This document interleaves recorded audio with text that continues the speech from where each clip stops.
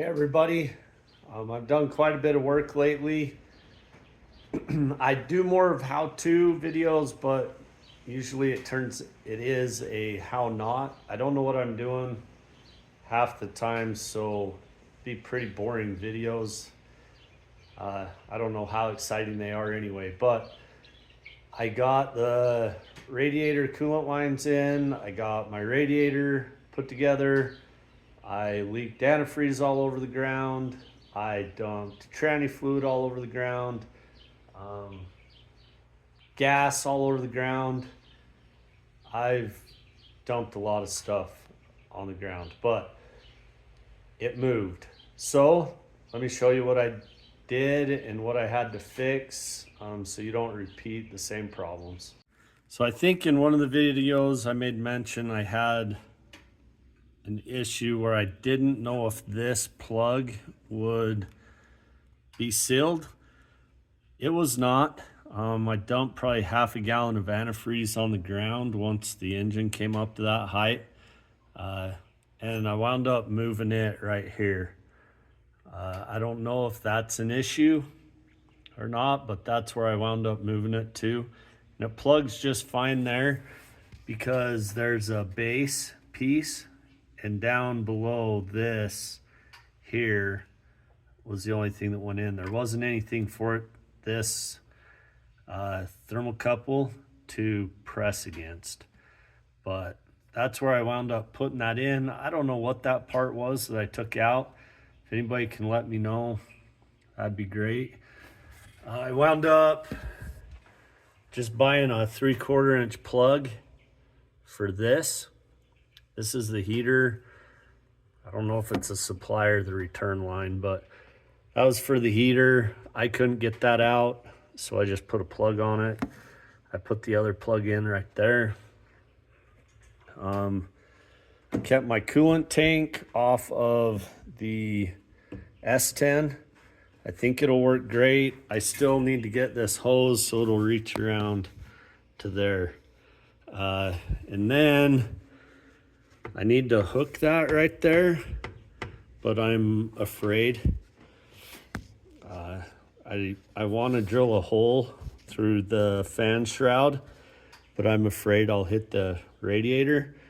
So I'm trying to figure out how to do that.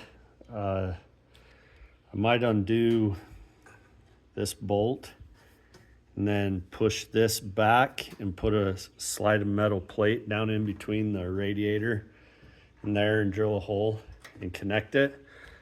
I think that looks pretty good, and I even think if I figure out how to put that cap back on right here, that I can do that with that coolant bottle. Down in the bottom here, you can see my radiator coolant lines are in. I won't give you a close-up of those because they look like garbage. So when I was doing those coolant lines for the radiator, I realized that this little hickey I was using, it is for 3/16 and 1/4 inch, and I was bending 5/16. I was part way through and it was not working. It was kinking. It was bad. So I wound up cutting it in a couple spots, flaring the ends, and then sliding some 5/16 fuel line over the top of it with some worm gear clamps. Hopefully that continues to work, but that I got it all in, and then I've got a dipstick that I ordered off of eBay. It's not in the best spot, but I didn't know where else to put it. So right there is my dipstick. It's right underneath the battery. I don't anticipate having to check my tranny fluid very often, but that dipstick I think was 20 bucks off of eBay. I still got to figure out where to put my oil, where to attach that at. Now let me show you my problem on the fuel line. Okay, so my problem is, you can see there's a little bit of gas in here already. So I will remove this. I lost my, I need to go get another hose clamp. It's somewhere down in there. I also lost one of my exhaust bolts that fell off while I was replacing that temperature probe. But I'm gonna unhook this and I'll go turn the key on. And I think the Rochester Quadrajet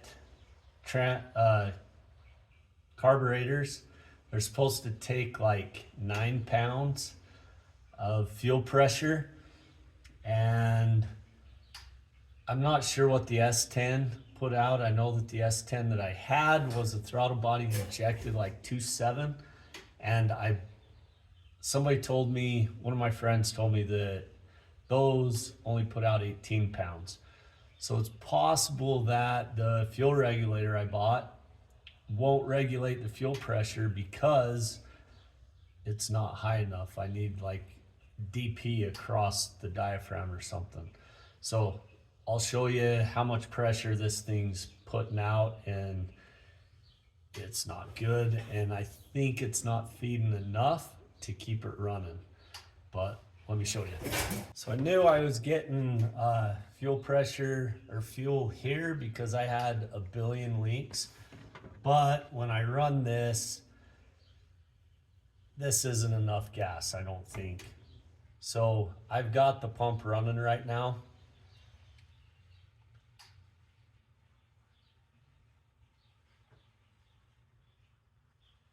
There.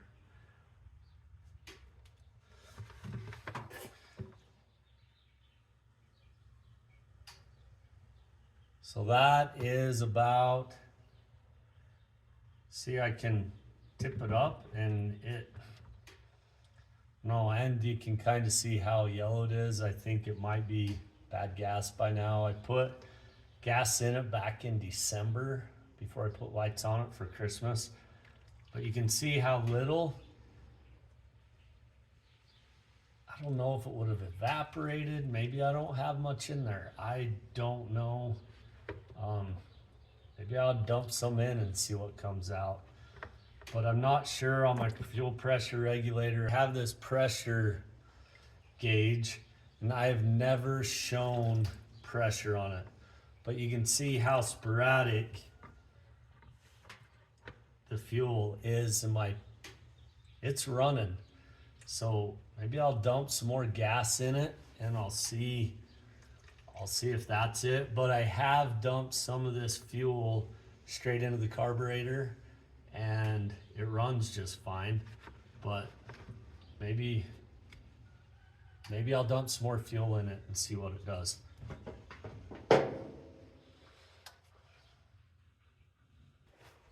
Okay, I added some gas to it. That was a chore because I don't have a fuel neck on that S10 tank, and without a fuel neck it goes straight into the side of the bed. So I got the old fuel tank filler, shoved it in the hole, and then put a filter or a funnel on top of that, which that made it work. So let's see if I get any more fuel.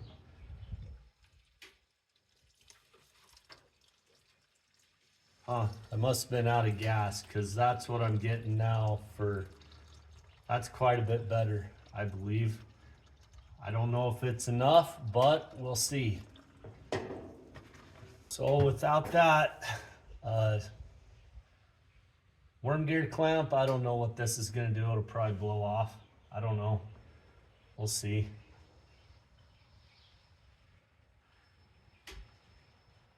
Okay, there's nothing going on. So I'm gonna let this air out for a minute. I dumped gas everywhere. I had a gas can that was pressurized. Got a little bit of a leak underneath here. I'm gonna have to inspect that a little bit. You see down in underneath that, I don't know what that drip is, if it's part of this vacuum line. or not, but I'm gonna try it. So maybe you'll see this thing blow up in flames. Hopefully not. I'm gonna give it a go. And I didn't dump any fuel into the carburetor.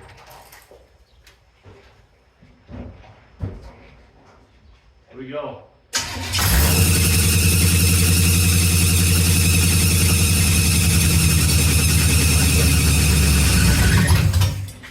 See, and it just dies. I don't know if I let it prime for a minute.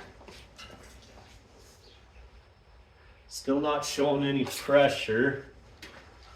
So I let it sit. Probably fill the bowl.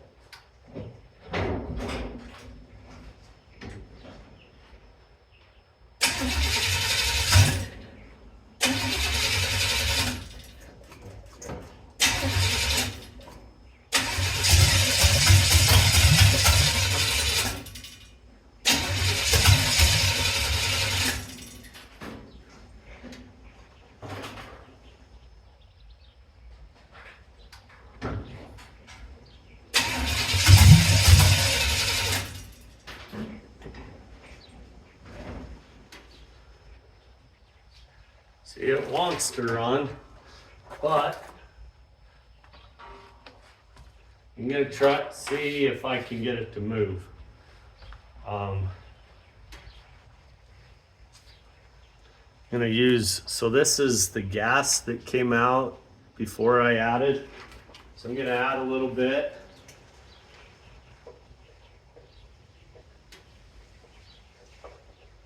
In there. Critique me and tell me if you think I'm gonna light my garage on fire. I'd probably agree with you. So put a little bit in.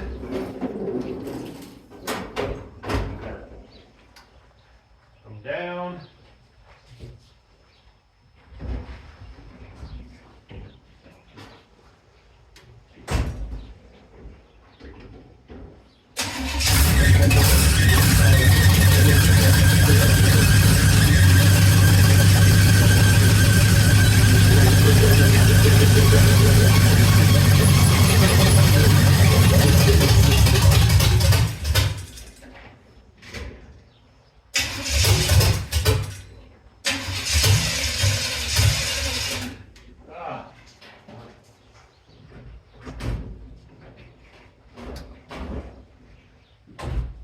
See, and I think I've got a brake issue because I keep the carpet here. When I pull in, I slide across the floor. So I think I may have an issue with the I don't know what that is.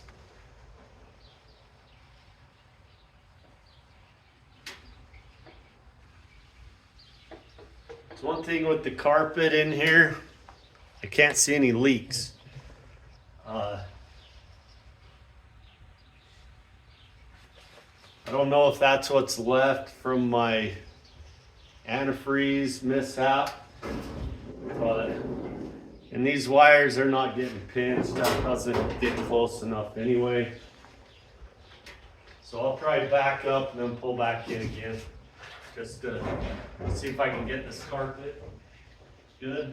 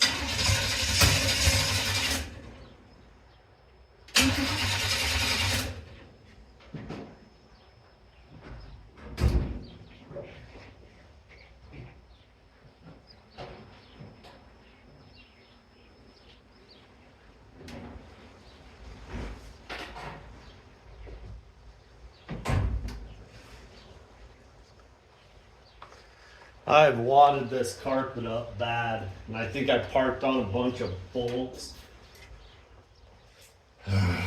Okay.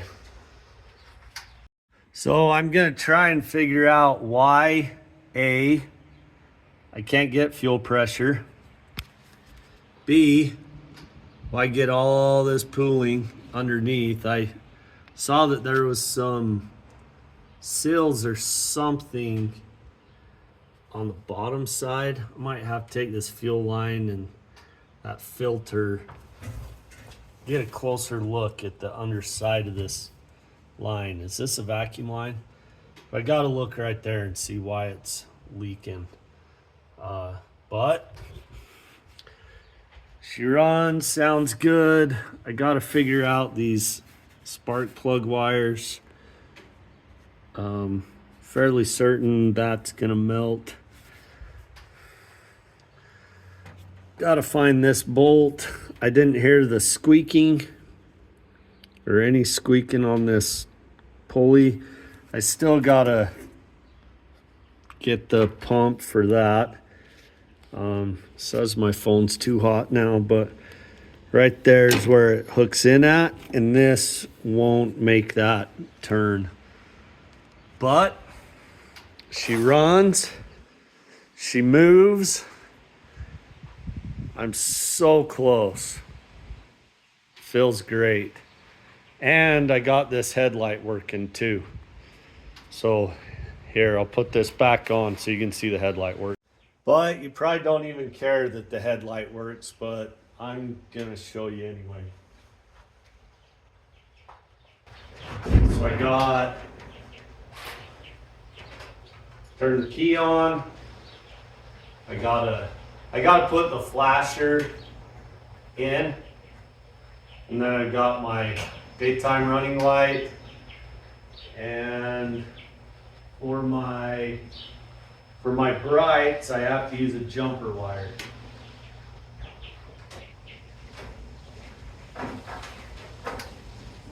I don't have the jumper wire, you'll have to trust me, but when I have, so if the daytime running light's on and I turn my blinker on, it changes, but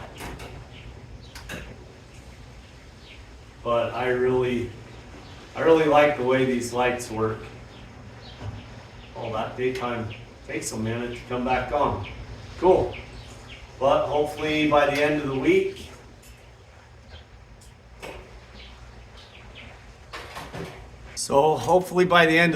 I've got this light working, and I've got to figure out that fuel pump.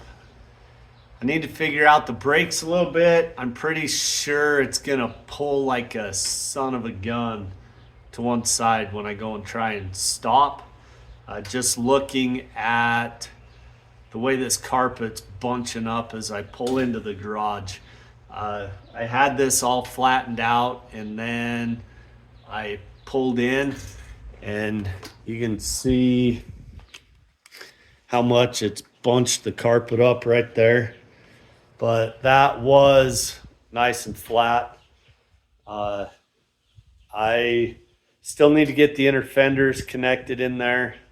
Once that's done, I need to get the I need to get the bed figured out and the bed set, and then I can put the running boards on. Maybe I ought to use the running boards to line up the bed. I don't know. But once I have that, I know I got my bolts for my running boards. I'll show how to set those up. But this thing is way close. I know I've got to figure out the vacuum lines for this. One of the channels I watched, Restored, he had to put a vacuum booster on to get his brake booster to work right. Hopefully I don't need to. It'd be nice to run it till I can get it up to temperature and see how it acts, but I've got to get that fuel system figured out. I might have to just do a rebuild on the carburetor. I really don't want to do that, but I might be at that point. So thanks for watching. Appreciate everybody, all the new subscribers.